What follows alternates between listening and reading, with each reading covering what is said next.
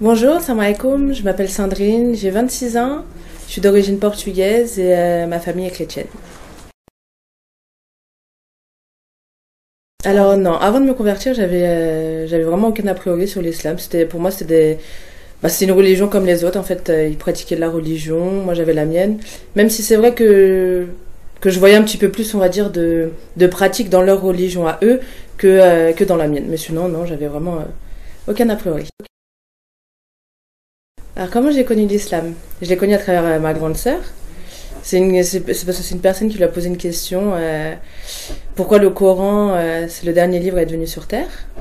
Et donc en fait cette question elle est restée dans un coin de la tête.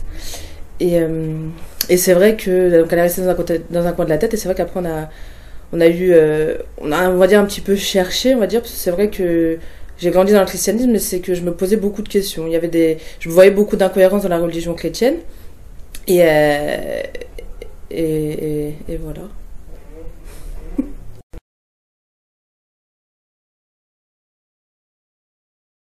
Alors le déclic de la conversion en fait, ça a été voilà parce que je me posais il y avait beaucoup d'incohérences dans le christianisme, je voyais beaucoup d'incohérences et j'arrivais pas. En fait même quand j'étais plus jeune, j'allais au catéchisme, des choses comme ça, j'avais l'impression, c'est pas l'impression, c'est que pour moi, on parlait plus de Jésus que de Dieu. Il y avait vraiment plus la distinction entre Jésus et Dieu, alors que pour moi, il y a qu'un seul Dieu et c'est à lui qu'on doit parler.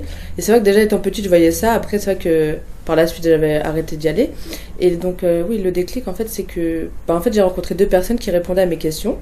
Donc quand j'avais les questions que je me posais dans le christianisme, ces personnes musulmanes à qui j'ai posé ces questions-là m'ont répondu et je voyais une logique, en fait, une certitude dans leurs réponses.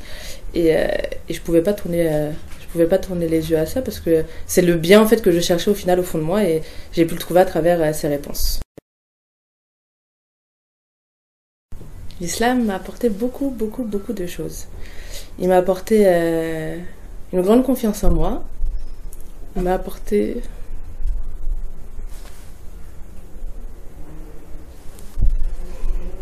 Ça m'a apporté plein de choses. En fait, j'ai pu... j'ai trouvé en fait dans cette religion un, un amour en fait, une confiance en moi déjà que j'avais pas forcément avant. Et dans cette religion, j'ai pu la trouver. J'ai compris en fait pourquoi j'étais ici, pourquoi j'étais sur Terre. J'ai compris mon but en fait sur la Terre. J'ai compris plein de choses. J'ai compris que déjà concrètement il y avait un Dieu sur Terre et que j'étais là en fait pour avancer et je devais lui plaire au maximum pour qu'il soit fier de moi. Et ça m'a apporté plein de choses. Ça m'a apporté une confiance en moi. Ça m'a permis de développer, d'avoir un meilleur comportement. Je vais pas dire que j'avais pas avant, mais c'est vrai que ça m'a permis d'avoir un meilleur comportement, d'être plus en fait, d'être plus là pour les gens. Parce que c'est vrai que l'islam, c'est s'ouvrir sur les gens, s'ouvrir sur plein de monde. Et pas que sur les gens, mais c'est vrai s'ouvrir sur plein de choses, sur la politique, la religion, en fait, sur s'ouvrir sur tout le monde autour de nous. Et ça m'a permis de toutes ces choses-là, en fait. Alors, bien sûr, dans la religion musulmane, il y a des personnes qui sont soumises, ça c'est volontaire, mais en fait, c'est ça aussi que j'arrive pas à comprendre, c'est pourquoi. C'est vrai qu'on dit que la femme musulmane voilée est soumise, alors que pourtant la femme chrétienne voilée n'est pas soumise, sauf qu'elle est soumise à son créateur.